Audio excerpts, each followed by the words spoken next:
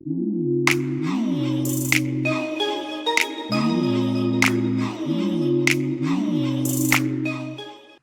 friends, and welcome to another episode of Daily Dose with Nurse Alice, where my goal is to help you live life well. So, speaking of living well, we know that everyone in the US and even the world has been impacted by COVID-19, right? It's affected us physically, mentally, emotionally, financially, and life is just different as we know it. In addition to being concerned about contracting COVID-19 and getting sick from that, people are also expressing a lot of concern and having anxieties about how being on quarantine and isolation are not only going to change their lives, but actually physically change their bodies. And you may have seen them. The memes are popping up. Instead of flattening the curve, we are fattening the curve. As well, there are memes popping out there about quarantine 15. So if you don't know, that is a meme that means gaining 15 pounds during quarantine because of the stress bored eating cycle, right? Some of us are home and bored and we're eating. We're stressed, so we're eating. So we're putting on weight. So that fear is actually becoming a reality for many of us. And it doesn't help that before COVID, nearly 40% of US adults were overweight and obese. So, in addition to that, as if it couldn't get any worse, right? We're gaining weight, but not only is what we're eating helping us put on the pounds, but it's impacting other conditions that put us at risk for complications of COVID-19, such as high blood pressure, diabetes, asthma, and other conditions that immunocompromise or immunosuppress us. So, if what we're eating is getting us into this, can we eat things to get out of it? That sounds like a good question, right? That's fair to ask. And so to help us answer that, I'm going to bring one of my super friends on to talk with us. And listen here. She is a board certified family medicine physician and culinary medicine specialist who's on a mission to end generational health issues in the African American community. She makes healthy eating accessible and enjoyable for everyone through her social media, her quick tips, her online school, and her new book, Food Essentials for the Busy Professional. Please welcome my super friend, Dr. Lauren Powell. Hey, Dr. Lauren. Hey, Nurse Alice, how are you? Good. You're looking magnificent, looking very healthy. I'm sure that's because of what you're eating. I know you. Oh, of course, of course. You know, I'm thriving. Oh, I love it. Let's all thrive. I want to thrive. I want skin glowing like yours. So, Dr. Lauren, I just have to get into it. If what we're eating is getting us into this health predicament, can we eat something to get out of it? I mean, give us some rundown. I need some tips from you because you are the culinary specialist here. So help us out, Dr. Lauren. Drop some knowledge on us. Yeah, so a lot of us are home, right? We're home. We are less busy. And so, unfortunately, sometimes that means we're spending more time eating and snacking. And so, we just have to be very, very careful that we're not overeating. We're not eating out of boredom because what happens is we're worsening conditions like our diabetes, conditions like our hypertension, we're gaining weight. So, as I'm starting to see patients back in my office and checking their diabetes and checking their, blood pressure, and I'm like, what have you been doing? What you been doing? Eating. We've And been eating, Dr. Lauren. That's what we've been doing. it's just been for some people it's harder than it has been for others. So I think the biggest thing is that we're home and that we're bored. And so trying to still have some kind of routine, like still having some kind of routine, even though that you're home and you may not leave the house and have to have a lunch break, but still having a routine in terms of, waking up, having breakfast, having lunch, having dinner, planning those meals out and not just kind of grazing throughout the day just because you're bored. That's a good tip, Dr. Lauren, because I know myself now that I can't just go out and do my normal activities, my sleep schedule, work schedules, all kind of blended all in one. So I'm eating at different times and I find myself eating more. So I'm glad that you mentioned that. Yeah, I think it's important that we still have like a schedule, even though you may have to create your own schedule and it's a different schedule. Still, make your schedule, still prep your food. Like even for days when I'm home and I don't have to go anywhere, I still prep my lunch. I still put it in a container like I am leaving, even though I'm just heating up that container and I'm eating it from home. I think that that's super important. I think another thing is things that are like maybe your weakness, you don't want to keep those at home. So like I had a patient the other day who she like loves sweets.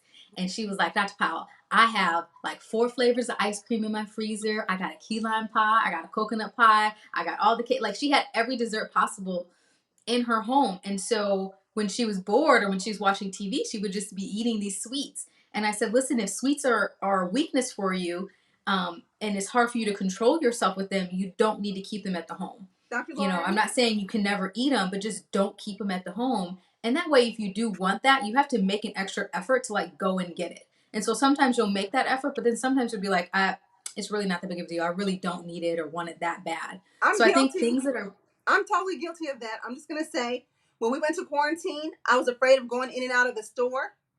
So I was like, let me stack up on my favorite chocolate candies. And I bought a whole case of a particular candy bar, I'm not going to say, but I put it on my shelf. But that box went really quickly. And I didn't realize that it was going to go that quickly. So you make a good point, Dr. Lauren. And to everybody listening, so if you maybe don't have as much self-control, don't keep the snacks on the shelf. So easy access seems to be one of the things that's going to make you more prone to gaining weight. Is that about right, Dr. Lauren? Yeah, and that's just not just your sweets, but like if you're a potato chip person, if you're a soda or sweet tea person, if you're a juice person, if you're a liquor or alcohol person, like for me, sometimes my weakness is wine. I can go through like a bottle in like a weekend. So I don't keep it at the house on the weekdays. Like I only let myself have wine on the weekend. And so just creating that decreased access and making only things available that are healthy and that you're okay with eating and snacking on is like key. Like Okay. don't even bring it in the house. Okay, now, so you said snacks. Okay. So how often should we be snacking? Is snacking okay? Because I know when we were little, you'd have your meal, then your mom or pops would make you a snack, and that was okay. But now we were older. Is there a recommended snack schedule? Like there is a meal schedule? Help us out with that. Is there? I think it depends on the person. Like, because you should still only snack if you're like hungry, right? You shouldn't snack when you're bored. So, like for me, when I get home from work, sometimes I get home early at like 3 o'clock.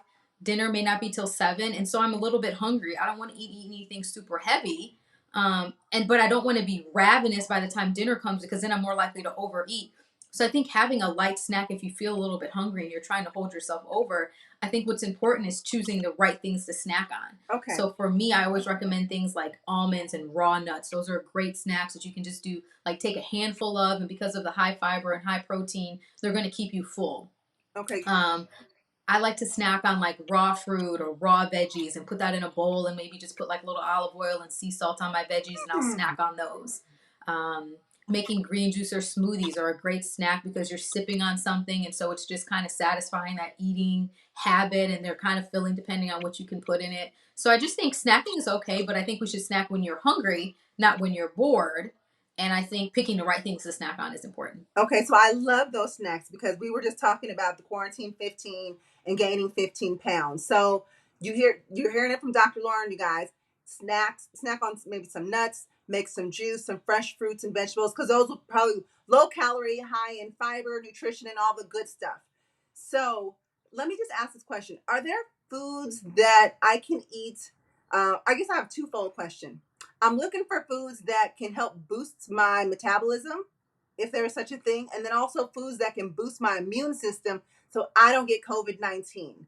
What are your recommendations on those type of foods, Dr. Lauren? So that's easy because I can give you one recommendation that works for both. Oh, yes. So foods that boost your immune system and foods that are great for your just metabolism are going to be our raw plant-based foods. So eating the rainbow, what I like to say, like eat the rainbow, eat fresh fruits and vegetables of all different colors. I think for a while people were scared to eat fresh stuff. I've had patients come to me saying they didn't know that they were so allowed to eat fresh vegetables or fresh fruit. They thought because of COVID and touching that they couldn't. And I said they are perfectly okay to eat. You just clean them. You just clean them. They are perfectly acceptable to eat. So I think the more plant-based foods that you can incorporate in your diet, the better it's going to be for both your waistline and for your health. Um, when we think about our immune health, we think about things like vitamin C and antioxidants, and I think it's important that we get those from food. I had a patient who I couldn't figure out why his blood sugar was getting so high, And then he finally told me that he was drinking like a gallon of orange juice like every 2 days. And I'm like, why are you doing that? He's like, I'm trying to get vitamin C. And the thing is, we need to get vitamin C from our food, because when we get it from food, we're also getting extra vitamins and minerals. We're getting no added sugar.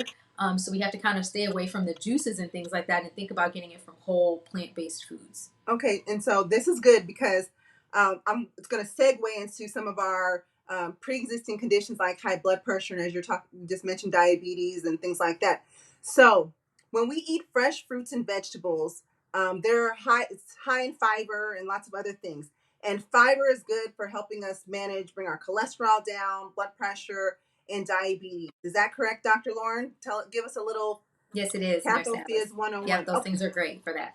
Oh, good. Because I always used to wonder, like, why does, although this is not a fresh fruit and vegetable, oatmeal, I used to wonder, like, how does oatmeal help with my cholesterol? So, and you correct me if I'm wrong, I'm just going to say how it is, how I think it is, Dr. Lauren, that when you eat oatmeal or foods that are high in fiber, it actually binds to the cholesterol in your digestive system. And instead of your blood absorbing it, you actually poop it out. Did I get that right? I think that's how it works, right? Yeah. So good. Yep. So, make your bowels Yep, that's regular exactly too. right. So bowels regular. Okay. Yep, definitely. So now I want to segue into this before we let you go. So, foods. Are there any kind of magical foods? I don't know if that's the right word, magical, but food is magic right now because it tastes so yummy. Magic foods that can help me control that my blood pressure, or my diabetes or my asthma. That instead of saying, like, because we say a lot of don't eat this, don't eat that, don't eat this. Yeah. What are foods that I can eat? You're like, you know what, Nurse Alice, go ahead and eat this because this is going to help your blood pressure. This is going to help your diabetes. What are those foods? So there has been data that clearly shows eating a plant-based diet can prevent and reverse hypertension, diabetes, asthma, some forms of Alzheimer's disease, and some cancers. So I think we need to never let go of just how valuable it is to eat more plants in your diet. And I'm not necessarily saying to become a vegan, but what I'm saying is just incorporate whatever it is that you eat and that you love. Add more vegetables to it. So if you like to make spaghetti for your family, add some spinach, add some mushrooms, add carrots, like add vegetables to the things that we're already eating and the things that we already enjoy. Try to stay away from that super processed stuff. I think it's hard sometimes because maybe we give that stuff to the kids. We let them have the little like snack packs and things like that, and then sometimes we're bored and we're eating their snacks too. So I think it's just we have to be careful in general. Like we don't want to eat that stuff, and really we should be trying to instill some other habits into our children as well. So really going for the fresh plant-based things. I just cannot emphasize that enough. And it doesn't have to be anything overwhelming. Again, I'm not saying that everybody should become a vegan. I'm just saying you should be eating vegetables with every meal that you eat. My recommendation is usually 8 servings of vegetables a day. And so in order to do that, you have to be intentional. You have to plan for that. And you have to plan on eating vegetables with every single meal. And when you have a snack, it should be something that has a plant in it. So, Dr. I'm just going to, so I incorporate some of those things. I backslide every once in a while, but just sometimes I try to eat a more of a plant-based diet, but I find myself still hungry. Is there something wrong with that? Am I doing something wrong? Or is there something I can incorporate in that so I feel a little more satisfied? Or maybe I'm not hungry in 2 hours versus the 4 hours because they feel so light. Right. So I think it's important when you do have your plant-based meals that when you're incorporating more plants that you have enough of protein. Sometimes we're lacking on the protein, and so yeah, you're not going to be full. You're not getting enough calories. You're not getting enough to sustain you. So if you're while you're eating your wonderful salads, feel free to put a piece of salmon on there or cut up a fresh avocado that's full of your healthy fats and protein. So I just think the protein is what's going to help fill you up. So making sure if you want to eat no meat, you're throwing some beans or some quinoa or just something that has some nice healthy fats and some nice protein that help keep you full. Okay, good. And I'm just going to ask you some other kind of diet tips along the way since we're so worried about fattening the curve. What are your thoughts on a lot of these tummy teas and things that we're seeing on Instagram? everybody looks like flat belly. Then they have their tummy tea product. Do those work? Not work? Or My general recommendation is to stay away from them. I've had patients have, kidney damage as a result of those. I've had patients have recurrent kidney stones as a result of them. So they're not all created equal. So I don't want to make like a blanket statement about all of them. Definitely talk to your doctor because sometimes there's just different things in them. So generally, when my patients, are coming to me asking about skinny tea, I'm usually telling them no. no. Okay. Listen, I want to be healthy, but I also want to be safe. Okay, Yeah. safe and healthy. So quick weight loss is awfully often not safe, not the thing to do. So we shouldn't make that a pattern. I think what you mentioned, Dr. Lauren, incorporating a lot of healthy fruits and Yeah. vegetables, good proteins, healthy Yeah. fats is going to be the way to go, because it's a lifestyle, really, guys. It's not It just is. a quick diet, drop 3 pounds in 5 minutes type of thing. So no, we do want to get summertime fine. Although I don't know how we're not going to be able to actually go outside very often and flaunt it, but it's not just about, so guys, it's not just about being summertime fine and having that It's hourglass about your whole figure. life. Yes, We're it's trying to make lifestyle changes. We're not trying to make quick 30-day changes. So, let's do things that we can maintain for a lifetime. Let's do the slow and steady. Slow and steady always wins the race. Those people that tend to drop weight really quickly, really fast, it's generally harder to keep that off. So slow and steady wins the race. right. And like you were mentioning earlier, Dr. Lauren, it's not just also about just the weight gain, but these same foods that will help you shed the weight will also help you maintain a good blood Yeah. pressure, help manage a good blood sugar level, so your diabetes as well, and help prevent exacerbations of asthma and those other things. So this is great. So Dr. Lauren, you are a board certified family physician, but you're also known as the culinary doctor, and you have like this passion and this mission to help people be healthy through foods. So, because I've Yeah. heard you say food is medicine, can you tell us about your journey and why you even got interested in food and medicine to begin with? Sure. Yeah. So I wanted to be a doctor since I was in the eighth grade. It was something that was a huge passion of mine. And so I went to Wayne State University in Detroit, and then I ended up going to do my family medicine residency in Florida. And one of the things that I did was whenever I got off call, I would always call my dad to like kind of keep me awake while I was driving home. And so one Saturday, I called him after my 36-hour call and was just kind of talking to him about all the cases and things that I had done and taken care of overnight, and he wasn't really interacting well with me. And so, we talked a little bit more, and it ended up that my dad was having a stroke on the phone. And so we ended up getting him to the hospital, and he was diagnosed with just, everything. He was diagnosed with everything, and just his diabetes was a new diagnosis for him. His cholesterol was so high they couldn't even give us a number. And that really shook things for me because my dad was not a neglectful patient. He was going to the doctors every 3 months. He was taking a whole bunch of pills every day. And so to me, it was like, what does it mean if, a patient does all the things that, we as the doctor ask them to do, but then something bad still happens to them? It has to be that maybe we're missing a piece of the puzzle or we're not getting at the whole picture. And so that's when I really started on my mission of learning more about just food and lifestyle, because we're definitely missing the root cause of disease. When we give people medicine to treat their blood pressure and diabetes, which we have to do sometimes when, when things are really high and we want to prevent them from having, a negative event, we have to use medications, but we also still have to get to the root cause of what's causing these problems. And so for my dad, so much of it was the food that he was eating, the alcohol consumption, and those things were contributing to his disease state. So that's where my mission started. And, I did some courses through Tulane School of Medicine just to kind of learn more about food, because in medical school we learn a lot, but we just don't learn a lot about nutrition. And so I wanted to be able to better educate my patients, and so that's really where my mission started. And so any opportunity I have to talk about food and medicine and health, that's what I'm doing.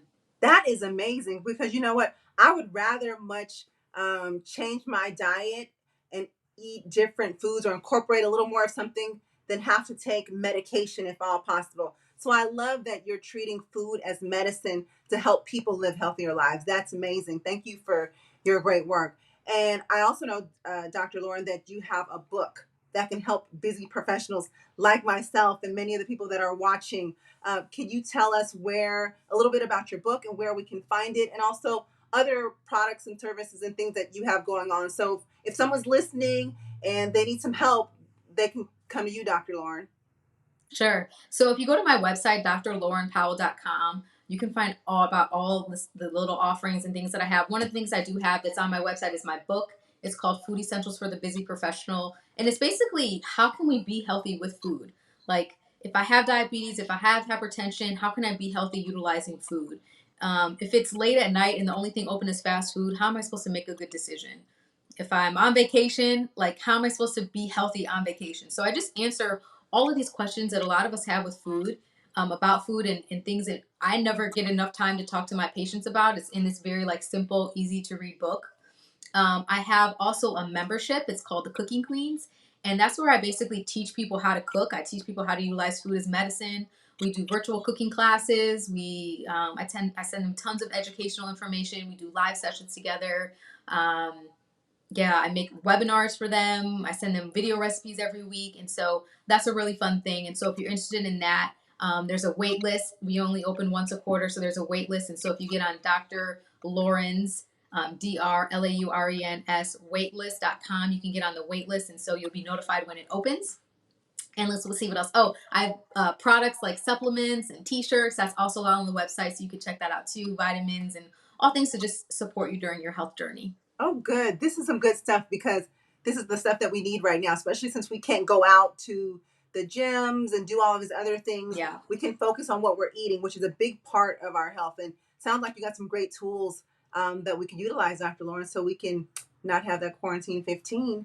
That's right. Let's come out quarantine fine instead. There you go. Quarantine fine instead. I love it. Well, Dr. Lauren, it's always a pleasure talking to you. Thank you so much. You guys, Dr. Lauren's amazing. Get her book, read it. She has lots of wonderful health tips, and go check out her website. Get on that wait list. And again, thank you so much to everyone who's joining in. Again, this is Daily Dose with Nurse Alice, where my goal is to help you to live life well. So guys, stay tuned for the next episode. Until next time, live well, my friends.